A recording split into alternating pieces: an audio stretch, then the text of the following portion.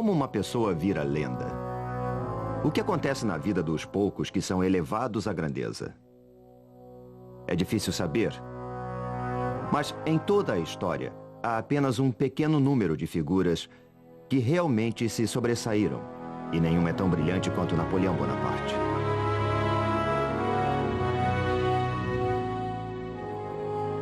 Este é o sepulcro do mais famoso líder do mundo. Um dos homens mais interessantes e complexos que já viveram.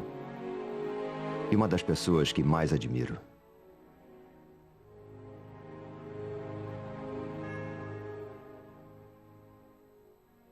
Napoleão Bonaparte está enterrado aqui. Há mais livros escritos sobre Napoleão do que sobre qualquer outro homem. Mas ninguém fica famoso assim só porque foi um grande general. Ele era um gênio. Interessava-se por tudo. Arte, literatura, matemática. Sabe como são numeradas nossas casas? Números pares de um lado da rua, números ímpares do outro? Foi ideia de Napoleão. Apesar de toda a sua fama, houve um ano misterioso em sua vida sobre o qual não se sabe muita coisa. E foi quando o jovem general se transformou em Napoleão o Grande. Foi o ano que mudou o mundo.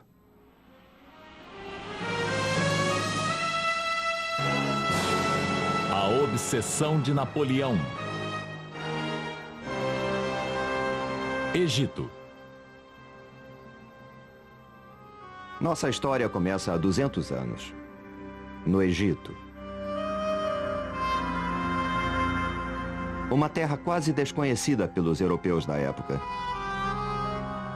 Era um país que havia perdido contato com o seu passado glorioso. Seus enormes templos e monumentos estavam envoltos em mistério.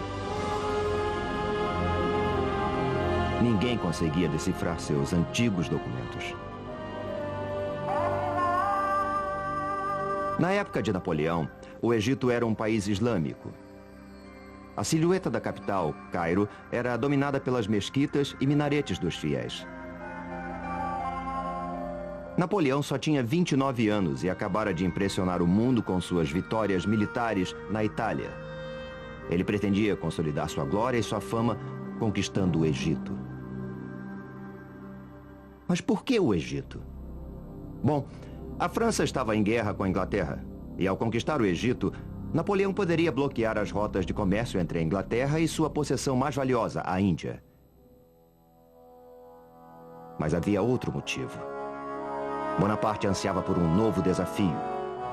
Ele escreveu: "A Europa é como um cupinzeiro, desmorona facilmente. Meu momento de glória já passou e essa pequenina Europa não me deu toda a glória que mereço. Precisamos caminhar para leste. Foi lá que as grandes figuras foram buscar a glória." E na sua busca por glória e fama, Napoleão seguiria os passos de seu ídolo, Alexandre o Grande. Ele singraria para o Egito, aquela terra exótica que estava havia séculos isolada do mundo ocidental. Após semanas no mar, os franceses desembarcaram perto de Alexandria, que era então um porto sonolento, e tomaram a cidade enfrentando a fraca resistência. O Egito não era sequer governado por egípcios. Os guerreiros mamelucos controlavam o país.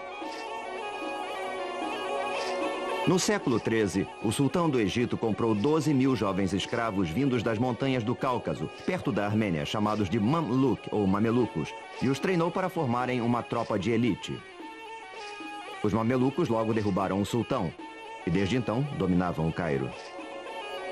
Em breve, Napoleão iria derrotá-los em combate, mas não seria tão fácil assim. Este é o deserto egípcio. É quente, muito quente. No verão, a temperatura chega a 55 graus centígrados. Hoje, recomenda-se aos turistas para que usem chapéu, roupas leves e bebam 1 litro de água por hora. Napoleão chegou em julho. Seus homens vestiam uniformes pesados de lã e não carregavam garrafas d'água. Por quê? Porque Napoleão era incrivelmente contraditório.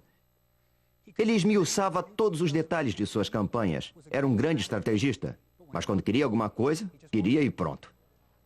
E agora ele queria o Cairo, que ficava a 210 quilômetros de distância. E ele resolveu que seu exército iria marchar pelo deserto, sem mapas precisos, com suprimentos inadequados e quase sem água. Napoleão fazia economia com quase tudo, menos com a vida dos seus homens. Ao atravessarem o deserto, o calor era insuportável e as tropas começaram a despir seus uniformes.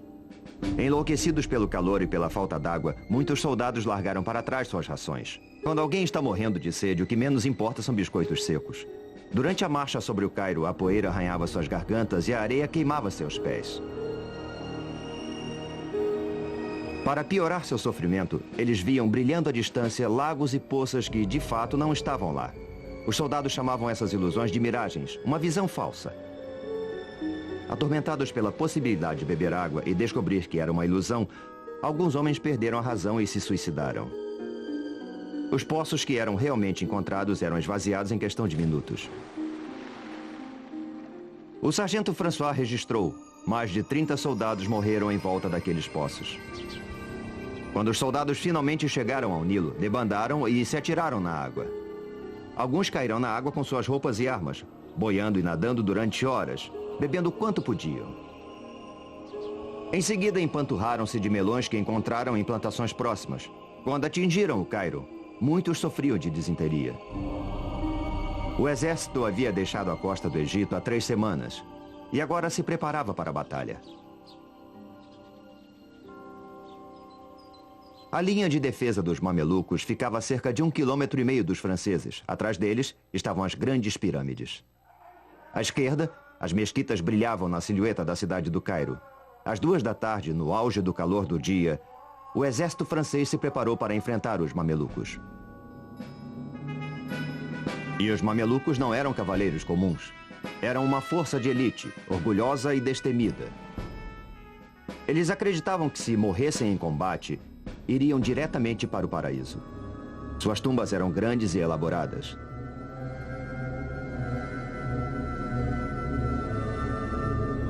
Napoleão deu ordens para que suas divisões se colocassem em formação quadrada, tradicional. Rifles apontados para fora, suprimentos e cavalaria ao centro e artilharia nos 4 cantos. A Batalha das Pirâmides foi inédita. Pela primeira vez na história, um exército profissional europeu enfrentava uma força oriental de elite. A batalha poderia ser intitulada O Leste enfrenta o Oeste. Os mamelucos estavam preparados e confiantes. Trajando roupas exóticas e armados com punhais, rifles, machados de batalha e pistolas, os mamelucos pareciam uma força imbatível. Napoleão sempre soube como inspirar seus homens. Ele gritou apontando para as pirâmides: "Soldados, 40 séculos nos observam." A cavalaria mameluca lançou-se contra os quadrados franceses. As disciplinadas tropas francesas aguardaram até que os mamelucos chegassem bem perto delas e contra-atacaram com uma rajada devastadora. O ataque foi repetido. O resultado foi o mesmo.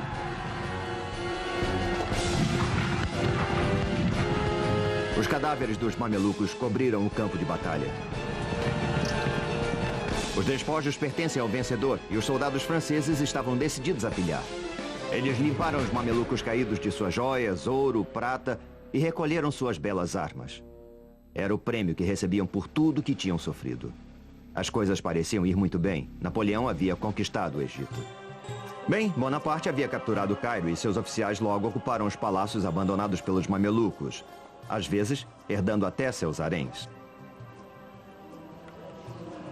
De certa forma, o Cairo de 200 anos atrás era composto por 2 cidades. Havia o Cairo das multidões, lotado de bazares atraentes que ofereciam produtos exóticos de todo tipo, de incenso a mirra.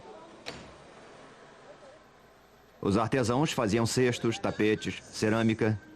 Os soldados franceses ficaram fascinados com os mercados cobertos e trocavam os botões de suas túnicas por mercadorias. Além dos badulaques ao mesmo tempo estranhos e maravilhosos do bazar, havia o mercado de escravos, onde, pelo valor de 1 mês de salário, você podia comprar uma jovem escrava. E havia também o glorioso Cairo dos mamelucos, cujos misteriosos palácios eram cheios de quartos secretos.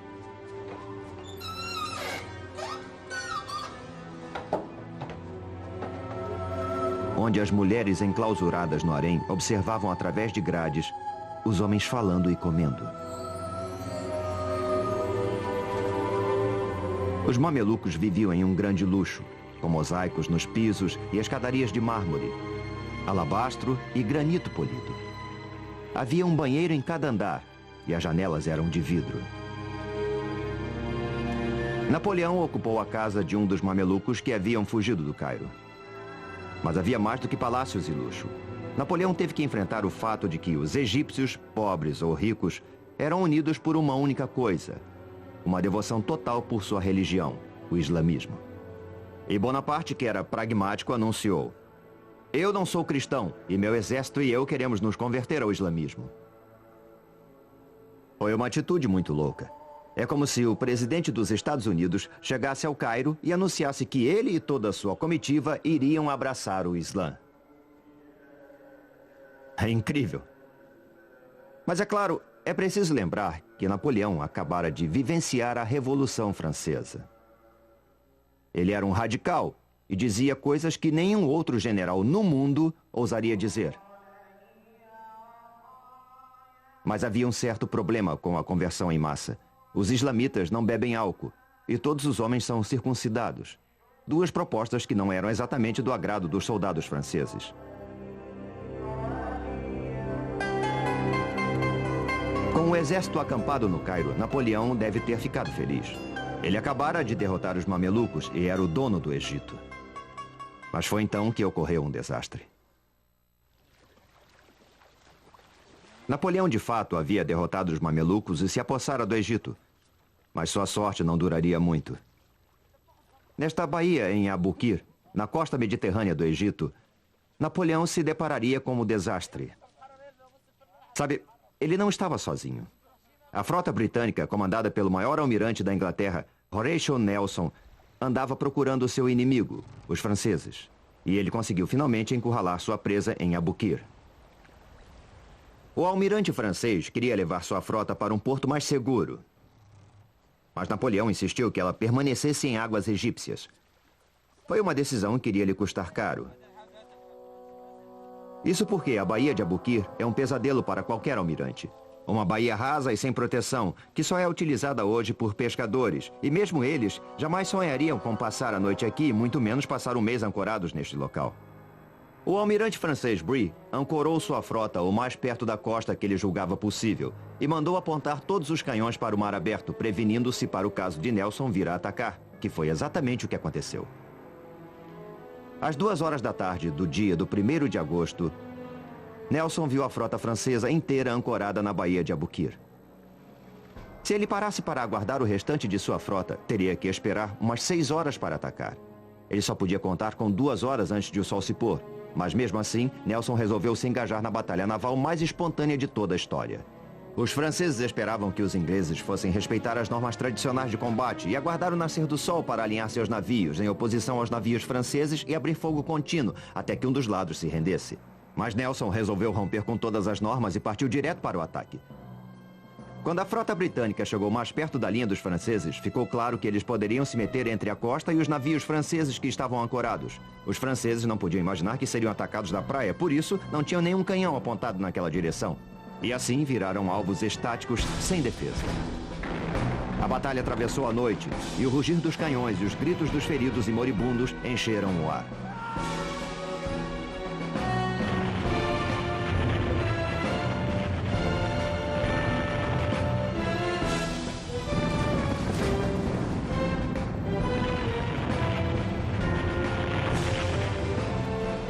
O Orient, que era o maior navio do mundo com 120 canhões, estava prestes a perecer. Estava em fogo e havia sido pintado recentemente, o que fazia com que fosse ainda mais inflamável. Quando o fogo atingiu seus paióis de pólvora, ele explodiu e o estrondo pôde ser ouvido a 80 quilômetros dali. Era o som mais forte que eles já haviam escutado. E os marinheiros de ambos os lados sustaram o combate por 10 minutos. Quando a batalha terminou, Nelson declarou: "Vitória não é uma palavra forte o suficiente para descrever esta cena. Foi a batalha mais decisiva da história naval. Foi a Pearl Harbor de Napoleão." Nelson era estritamente um marinheiro e não tinha intenção de lutar em terra. Ele destruíra os navios de guerra de Napoleão e a partir de então seria difícil para os franceses receber suprimentos ou reforços de tropa da França. Ele comentou secamente: "O exército deles está numa enrascada e não vai conseguir sair dela." E ele zarpou dali, deixando os franceses encalhados no Egito.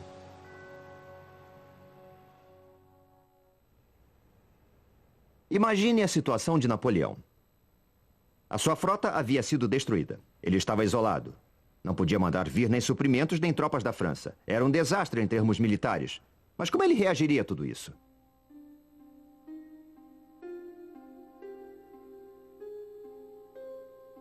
Ele funda um instituto de estudos científicos no Egito. Ele não é um soldado como os outros. Ele é um general com uma tremenda força de vontade e enorme habilidade intelectual.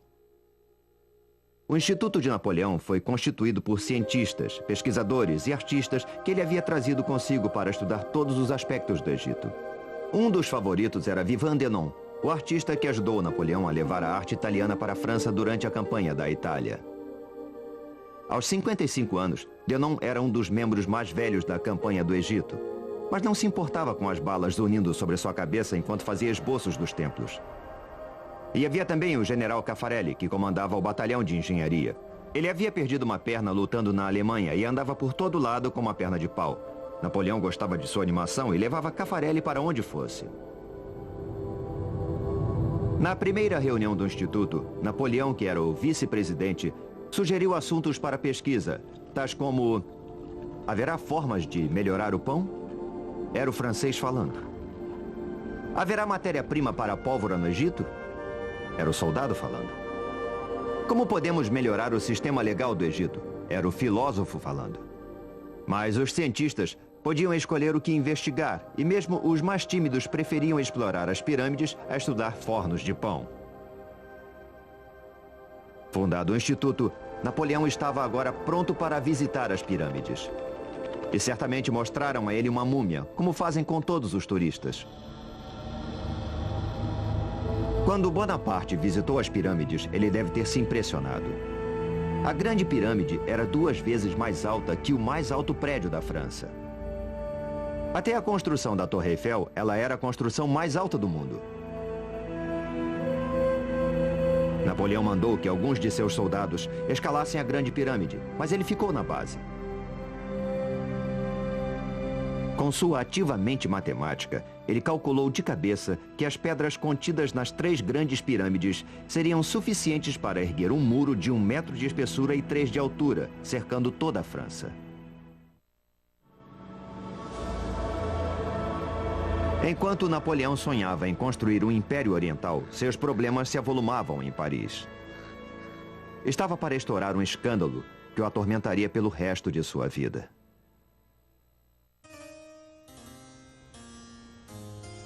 Antes de sair da França rumo ao Egito, Napoleão havia se casado com Josefina, uma viúva mais velha do que ele, que tinha péssima reputação.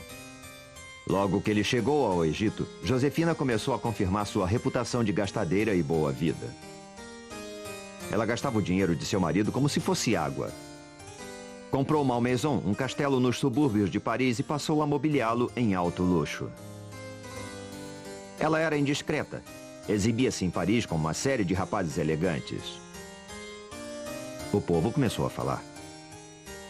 Napoleão preferiu ignorar as cartas que chegavam a ele, acusando-a de infidelidade, tentando negar o óbvio. Napoleão entendia muito bem de homens. Ele conseguia que eles fizessem tudo o que ele queria. Mas quando chegava a vez das mulheres, ele ficava perdido. Não fosse assim, ele jamais teria se casado com Josefina. Napoleão teve finalmente que reconhecer a realidade da infidelidade de Josefina. Aborrecido com as travessuras de Josefina, Napoleão logo encontrou guarida nos braços de Pauline Fourré, que tinha 20 anos e era casada com um de seus tenentes. O tenente Fourré foi transferido para Paris e Pauline mudou-se para uma mansão vizinha de Napoleão. Enquanto o amor florescia entre o casal, o Instituto Científico iniciou seus estudos sobre o Egito. O artista Denon ficou maravilhado com a visão da esfinge e escreveu: embora suas proporções sejam colossais, os contornos que foram preservados são tão graciosos quanto puros. A expressão da face é gentil, graciosa e serena. A boca, com lábios grossos, tem uma curva sensual e um acabamento realmente admirável. É como se ela estivesse viva. Denon queria ver o restante do Egito e acompanhou o exército francês que perseguia os mamelucos ao sul. Ele seria o primeiro europeu a fazer imagens dos monumentos do sul que remontam ao passado remoto do Egito. Ele teria sorte de se maravilhar com os grandes templos, em Karnak e em Luxor. de desenhar as misteriosas esculturas do Vale dos Reis e de apreciar os colossos de Memnon. Ele registrou tudo. Seu único receio era não ter tempo ou materiais em quantidades suficientes. E, de fato, os seus lápis terminaram e ele resolveu o problema derretendo balas de chumbo e improvisando. Em inglês, a expressão lápis de chumbo persiste até hoje. Encantado com as antiguidades do Egito, Denon sempre pedia aos soldados mais tempo para desenhar os templos e as tumbas.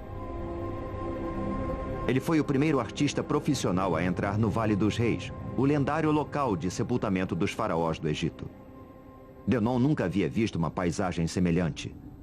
Um vale isolado de uma brancura que brilha ao sol, completamente estéril, e com o que pareciam ser cavernas cavadas nas encostas cheias de detritos. As tumbas dos reis ficavam lá dentro. Ele quase se desesperou tentando registrar as pinturas das tumbas com suas cores vibrantes. Como é possível abandonar estas preciosidades sem fazer um registro delas? Como retornar sem um desenho para mostrar? Eu implorei por um quarto de hora. Me deram 20 minutos. Uma pessoa segurava uma fita métrica sobre cada objeto para qual eu apontava, e eu pude terminar minha tarefa com graça e perfeição. Denon não era o único cientista que trabalhava no Vale dos Reis na ocasião. 2 dos membros mais jovens do Instituto, René de Villiers e Prosper Gelois, estavam lá também, aproveitando-o ao máximo.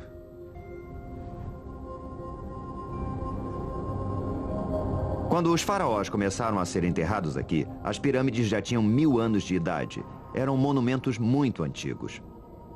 Por isso, os reis do Egito escolheram um local sob uma pirâmide natural, para que ela velasse por suas tumbas.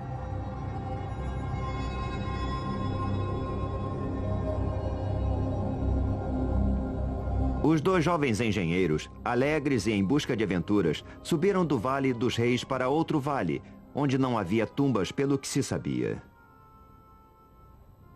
Eles descobriram uma.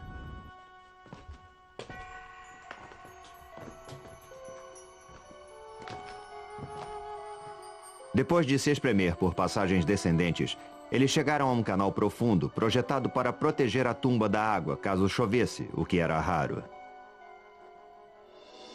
E lá eles se depararam com o dono da tumba.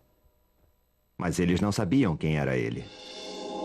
Ainda decorreriam 20 anos antes que se pudesse decifrar os hieróglifos e ler os nomes. Nossos jovens amigos haviam descoberto a tumba de Amenhotep III, um dos maiores reis do Egito. Foi ele quem ergueu alguns dos mais importantes monumentos do Egito. Eles tão pouco sabiam que Amenhotep reinou por 28 anos. Tempo bastante para construir uma enorme tumba. Eles exploraram os salões cheios de pilastras. Salas laterais cheias de mistério e pinturas mágicas nas paredes. Chegaram, por fim, à câmara fúnebre, onde encontraram o sarcófago violado. Mas Amenhotep não estava lá. Ladrões de tumbas do passado já haviam estado ali há milhares de anos. 2 séculos de pesquisa se seguiram aos 2 jovens cientistas. Os pesquisadores iriam descobrir tesouros incríveis no Vale dos Reis, múmias de faraós, o ouro de Tutankhamon. Mas Napoleão não chegaria a ver o vale. Uma revolta irrompera no Cairo, e ele lutava por sua vida.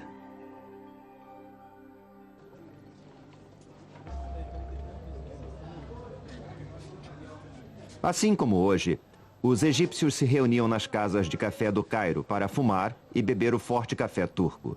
Nem pensar em leite por aqui. A conversa era sempre sobre política e sobre a invasão francesa, mas os sussurros eram de revolta. Napoleão começava a perder controle sobre a cidade. Durante o tempo todo, Bonaparte tentou convencer os egípcios de que ele era um islamita, como eles, amigo deles e seu libertador. Eles nunca acreditaram nele. Além disso, os impostos que ele impusera para financiar seu exército os asfixiavam. E ainda havia outros problemas. Um escritor árabe da época anotou: a presença dos franceses no Cairo era intolerável.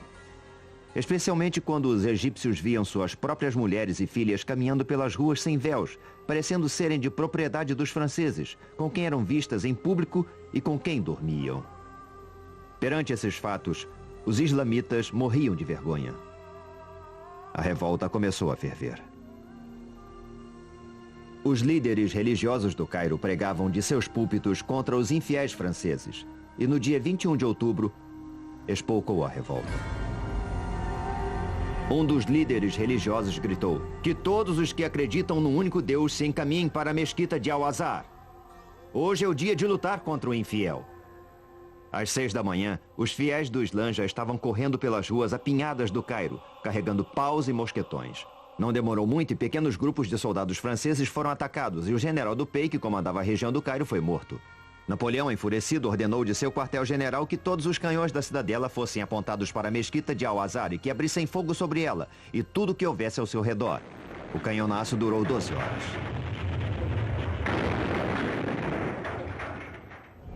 Um árabe relembrou: o bombardeio foi tão terrível que as pessoas corriam para as ruas e se escondiam em buracos. Finalmente, os egípcios escondidos na mesquita se entregaram. As cicatrizes do bombardeio podem ser vistas até hoje. Mas foi nesse episódio que Napoleão realmente se excedeu. Seus soldados entraram a cavalo na mesquita. Isso é insuportável. Você não entra numa mesquita nem de sapatos. Nenhum islamita permitiria isso. Assim como a revolta do Cairo terminou, acabaram-se também todas as chances de Napoleão vir a ter qualquer apoio islamita.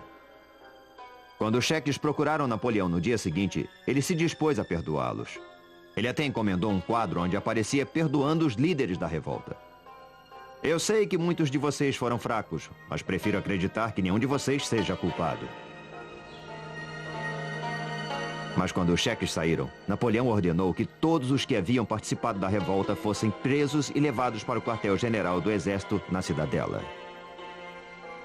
Lá, em segredo, de madrugada, os rebeldes foram decapitados e seus corpos lançados ao Nilo.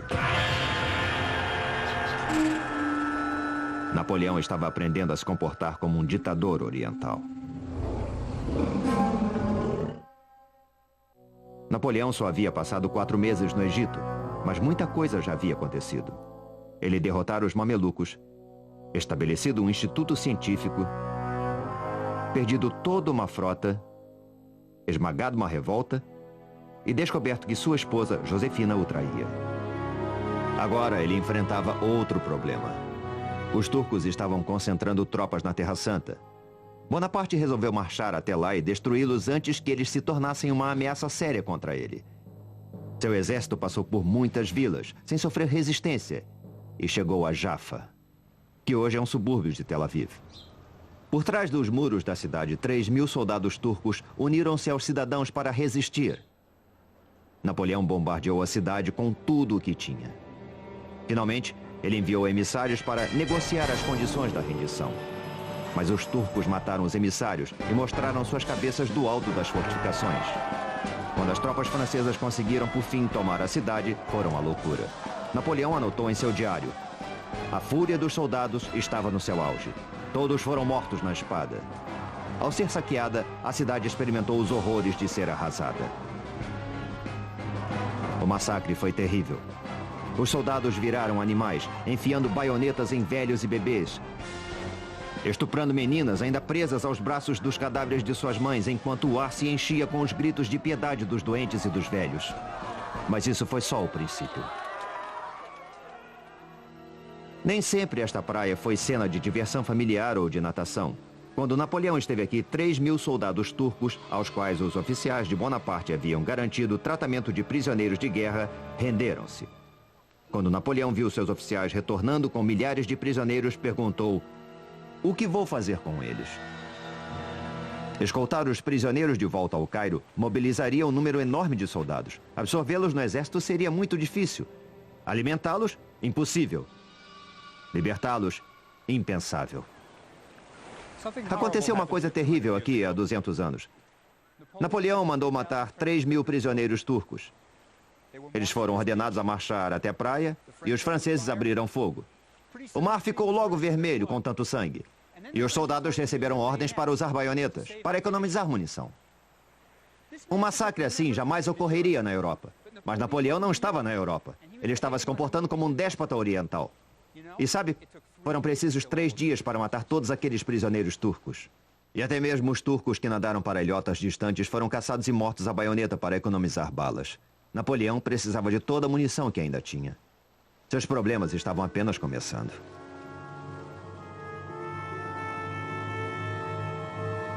Quando Napoleão penetrou na Terra Santa, a peste estava a toda força e ele perdia dezenas de soldados a cada dia. Para minorar o sofrimento de suas tropas, Napoleão abriu um hospital em Jaffa, que ficou logo atulhado de vítimas. Todos estavam aterrorizados com a peste. A doença vinha havia séculos dizimando países inteiros. Ela parecia não ter origem e ninguém sabia o que a causava. O que as pessoas sabiam era que ela levava a uma morte horrível, começando com uma febre e feridas enormes que cobriam todo o corpo. A febre aumentava, a língua inchava e a pessoa tinha uma sede insuportável. A peste matava dezenas de homens todo o dia. Pior do que a perda dos soldados, a peste estava desmoralizando o exército de Napoleão. E os soldados tinham medo de tratar seus colegas doentes. Napoleão tinha que dar um basta ao pânico. E então ele declarou que a causa da peste era o medo e que a coragem era a cura. Como o diagnóstico médico não era essas coisas, mas queria provar sua tese. Ele foi então até o hospital da peste. Conversou com os doentes e então, mestre dos grandes gestos que era, chocou a todos. Aos seus pés estava um cadáver asqueroso. O uniforme do soldado estava manchado pelas pústulas que haviam estourado. E o que ele fez? Ele se ajoelhou, pegou o morto em seus braços, carregou-o até um lugar mais digno para o seu repouso e o colocou lá. Que se diga o que for sobre Napoleão, ele não tinha medo. Por isso, seus exércitos faziam o que ele quisesse. Mais tarde, Bonaparte faria com que esse evento fosse imortalizado numa pintura, onde o soldado morto é mostrado vivo, e o hospital aparece bem mais majestoso do que realmente era. E a lenda crescia. Por mais horrível que fosse, a peste não era o maior inimigo de Napoleão. Esse ainda estava por aparecer. Quando o exército de Napoleão chegou à cidade de Acre, teve que enfrentar um dos tiranos mais cruéis da Terra Santa, o Pachá de Zejar, que era conhecido como o açougueiro, porque a maioria de seus serviçais era mutilada, faltava-lhes uma orelha e um olho, punição por erros. O forte do Pachá, que defendia a cidade de Acre, tinha uma posição privilegiada, com apenas um dos seus lados pesadamente fortificado, virado para a terra. Isso foi um aspecto crucial na batalha que se seguiria. Porque, veja, há apenas 2 táticas básicas quando o inimigo está protegido por um forte. A, acampar em torno do forte e esperar que o inimigo morra de fome. E B, assaltar o forte. Mas Napoleão não poderia matar o Pachá de fome, porque a frota inglesa, também sua inimiga, navegava até o forte e supria Zejar com todas as provisões que necessitasse. Só restava o plano B, assaltar o forte. Mas isso também tinha lá seus problemas. O forte era muito bem protegido e armado com alguns dos maiores e melhores canhões de todo o Oriente Médio. Napoleão havia perdido toda a sua artilharia pesada quando a sua frota foi afundada pelos ingleses. E atacar um forte tão bem armado, sem armas pesadas, seria um suicídio militar. Qualquer outro general teria desistido. E o que fez Napoleão? Ele atacou o forte. Como eu já disse, ele só tinha 29 anos e nunca havia perdido uma grande batalha. Mas o assalto seria extremamente difícil. Os ingleses haviam assestado canhões numa pequena ilha perto da costa para proteger a área mais vulnerável do forte, o portão principal da cidade. O auxiliar capenga de Napoleão, Caffarelli, percebeu logo que eles deveriam atacar o lado do forte oposto aos canhões ingleses. E ele decidiu atacar uma torre de canto. Se ela fosse rompida, os franceses poderiam entrar de assalto no forte. Mas, para chegar a ela, eles teriam que cruzar um fosso. Caffarelli supervisionava a operação, claudicando. Os franceses estavam acampados a uns 500 metros do fosso e um engenheiro foi enviado para reconhecer o terreno, mas foi morto por um franco-atirador, e Napoleão não conseguiu saber detalhes da profundidade nem da topografia do fosso. De onde estavam, só podiam ver um declive suave, descendo para o fosso. Quando o exército atacou, ficou claro que o declive terminava de forma abrupta. E à frente havia uma queda livre de cerca de 6 metros. Os franceses tentaram desesperadamente construir escadas para descer ao fundo do fosso e subir do outro lado. Mas isso era impossível, porque os homens de Dzéjar atiravam neles e o fosso virou uma armadilha mortal. Napoleão odiava situações de sítio porque as tropas eram forçadas a atacar uma pequena área. Ele gostava de batalhas que envolvessem movimentos de tropa, onde sua estratégia genial pudesse ser utilizada. O sítio não era o seu esporte predileto. E suas tropas começavam a ficar sem munição. Ele mandou imprimir uma ordem do dia especial, encorajando seus homens a penetrar no campo de batalha e recuperar balas de canhão. Cada homem era pago de acordo com o tamanho da bala de canhão que ele conseguisse recuperar. Alguns soldados com espírito empreendedor construíram uma fortificação falsa na praia, na esperança de que o Pachá ou os ingleses atirassem nela com seus grandes canhões, porque era mais fácil cavar as balas enterradas na areia e eles recebiam o dobro pelas balas grandes. O dinheiro extra era muito bem-vindo, pois havia meses que eles não recebiam seus soldos. Apesar de todos os esforços de Napoleão, a cidade de Acre não caía e chegou a notícia de que mais tropas turcas estavam se preparando para invadir o Egito. Napoleão teve que desmontar sua tenda e escapar na escuridão da noite. Ele acabara de sofrer sua primeira grande derrota em combate. Mas se você lesse a mensagem que ele enviou ao Cairo, jamais saberia disso. Arrasei o palácio de Dzéjar e as fortificações de Acre. Bombardeei a cidade com tal intensidade que não sobrou pedra sobre pedra. Exemplo perfeito de redução de perdas. O forte continua lá até hoje na costa de Israel.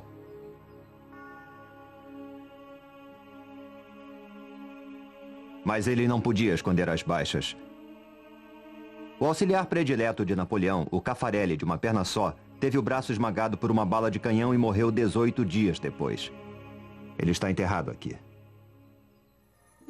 Enquanto a tropa marchava de volta ao Cairo, Napoleão matutava sobre decisões muito difíceis. Ele teve que abandonar muitos de seus homens cujos ferimentos impediam sua remoção. Os feridos que suportavam a viagem eram transportados em cavalos e camelos. Mas os canhões de campanha também tinham que ser puxados pelos animais e Napoleão não os tinha em número suficiente. Quando chegaram à cidade de Tantura, 22 canhões foram jogados ao mar, liberando mais cavalos e camelos para carregar os feridos. Um cirurgião chamado Larrey inventou uma ambulância sobre um cavalo. Napoleão caminhava. Quando a tropa atravessou Jaffa, onde os soldados turcos haviam sido massacrados, Napoleão teve que tomar mais uma decisão difícil. Os soldados do Hospital da Peste estavam doentes demais para serem removidos e os turcos estavam se aproximando. O pitoresco mosteiro armênio que abrigou tanto sofrimento está hoje em péssimo estado. De pé aqui, eu posso imaginar os gritos delirantes dos homens que aguardavam a morte. E foi nestes quartos que se desenrolou uma trama moral há 200 anos. Napoleão ordenou que os franceses que sofriam da peste fossem envenenados para não deixá-los serem torturados pelos homens de Dzéjar. O veneno foi ministrado pelo farmacêutico-chefe do exército que deliberadamente deu a cada paciente uma dose muito pequena, por isso alguns sobreviveram para contar a história. Tempos depois, Napoleão insistiu que o veneno havia sido colocado na cabeceira de cada paciente, para que eles o tomassem voluntariamente para morrer em vez de cair nas mãos do inimigo. Quando o exército se aproximava do Cairo, Napoleão ordenou uma parada. Ele tinha um plano. Os feridos foram deixados em povoados fora da cidade. Os saudáveis entraram em formação e com as bandeiras capturadas à frente e a banda tocando a toda altura, o exército entrou triunfal no Cairo, pela Bab el-Nasser, o Portão da Vitória. Ele não só entrou pelo Portão da Vitória, como renomeou suas torres com nomes de seus compatriotas. Ainda é possível ver as inscrições. Napoleão era um herói, ou pelo menos, Era essa a sua versão dos fatos. Ele sabia que a campanha do Egito estava perdida. Mas ele mesmo estava longe do fim. Napoleão compreendeu que a campanha do Egito estava perdida. Ele havia sido completamente derrotado em Acre. Perdia centenas de homens a cada dia por causa da peste e não tinha como obter reforços. Bom, se ele não tinha chegado à glória no Egito, talvez chegasse na Europa. Ele mandou chamar o seu subordinado direto, o general Kleber, ao forte em Roseta. Mas Napoleão não pretendia estar presente ao encontro. Quando Kleber chegou ao forte, Napoleão já estava a quilômetros de distância, na costa de Alexandria, a bordo de um navio. Ele iria abandonar o Egito para sempre. Ele não disse nada a Pauline, sua amante. Não contou ao exército. Não disse nada nem ao seu subordinado direto, general Kleber. Eu acho que ele não queria ficar frente a frente com Kleber. Ao invés disso, ele deixou um pacote que continha uma carta. Essa carta revela muito sobre o caráter de Napoleão. Aqui ele diz que notícias que recebera da Europa haviam forçado sua ida à França. E aqui embaixo ele diz: eu sofro ao ter que deixar meus soldados de quem tanto gosto, mas vai ser uma separação temporária. Boa sorte. Pobre Kleber. Passou a chefiar um exército dizimado pela peste, sem esperança de receber reforços. E ainda mais. Napoleão ordena que os impostos sejam cobrados e que prossigam as vitórias militares. Napoleão conseguira de novo. Ele deu uma aparência positiva ao seu próprio desastre militar. E o truque funcionou. Bonaparte voltou a Paris, não como um general derrotado que abandonara um exército dizimado. Ele voltou como um herói. Ele mandou que fossem cunhadas medalhas que o mostravam como libertador do Egito. E passou a comemorar vitórias que nunca existiram. Numa das medalhas, ele aparecia entrando no Egito como um imperador romano, numa carruagem puxada por 2 camelos. Bobagem total. Ele perdera a metade de seu exército, mas todo mundo acreditava na versão dele. Em poucas semanas, ele governava a França. Os seus sonhos de glória mudaram o rumo de muitas vidas. O general que ele deixou no comando, Kleber, foi assassinado no Cairo, menos de um ano depois. O exército continuou a ser dizimado pela peste e finalmente se rendeu aos ingleses em 1801. Os sobreviventes se sentiam felizes apenas por não terem perdido a vida. E os cientistas? Continuaram a colecionar antiguidades, pássaros e plantas até o dia da rendição. Quando eles souberam que todos os seus desenhos e coleções seriam confiscados, preferiram ir para a Inglaterra com seus espécimes do que voltar para a França sem eles. Os ingleses foram bonzinhos e deixaram que ficassem com tudo. Bom, com quase tudo. Sabe, alguns dos pesquisadores passaram todo o tempo copiando as inscrições em hieróglifos na esperança de que isso facilitasse a tarefa de decifrar a antiga linguagem. Aí eles deram sorte. Quando os soldados estavam escorando as fundações do forte em Roseta, encontraram antigos blocos de pedra marcados com hieróglifos. Um desses blocos, uma pedra grande, tinha inscrições tanto em hieróglifos quanto em grego arcaico. Eles sabiam que haviam encontrado uma coisa muito importante. Os ingleses não deixaram que os franceses ficassem com a pedra de Roseta e a levaram para a Inglaterra, onde está até hoje no Museu Britânico. 20 anos depois, um estudioso francês chamado Champollion, examinando a pedra de Roseta, conseguiu decifrar o código e ler os hieróglifos pela primeira vez em 2000 anos. E fica claro que os hieróglifos foram decifrados em decorrência da paixão de Napoleão pela glória. Foi o início da egiptologia moderna que talvez seja o maior legado de Napoleão. E Napoleão? Bem, se você se lembra das aulas de história, ele acabou se coroando imperador. Mas no fim, sua impaciência e autoconfiança acabaram com ele. Assim como na campanha do Egito, Bonaparte invadiu a Rússia sem ter se preparado para o clima. Nesse caso, temperaturas de inverno que congelavam. Ele perdeu mais de 250 mil homens. Foi no Egito que Napoleão provou o poder absoluto pela primeira vez. À sombra das pirâmides, ele entendeu que podia inspirar homens a realizar tarefas quase que sobre-humanas. Foi no Egito que um jovem general chamado Bonaparte transformou-se em Napoleão o Grande. Depois de sua derrota final em Waterloo, Napoleão morreu no exílio, mas sempre quis ser enterrado na França. 20 anos depois, ele finalmente teve o seu desejo realizado. Quando seu corpo foi trazido de volta a Paris, era inverno. A temperatura estava abaixo de zero. O corpo de Napoleão atravessou as ruas numa carruagem dourada, em forma de templo, decorada nas cores púrpura e ouro. Velhos soldados, veteranos de Waterloo e das campanhas da Rússia e do Egito, se alinharam nas ruas, trajando uniformes velhos, que já não serviam para eles, para saudar seu imperador pela última vez. Foram distribuídas 36 mil entradas para o funeral. Mas a lenda era tão forte que houve mais de 250 mil pedidos. Apesar de suas falhas, Napoleão Bonaparte foi um grande homem. Um visionário que não respeitava limites, e seus homens se orgulhavam de terem participado de suas visões. E lá está ele, sob o grande domo. E o seu epitáfio: que ele descanse sob o domo. É um capacete digno da cabeça de um gigante. Versão brasileira Sincrovídeo.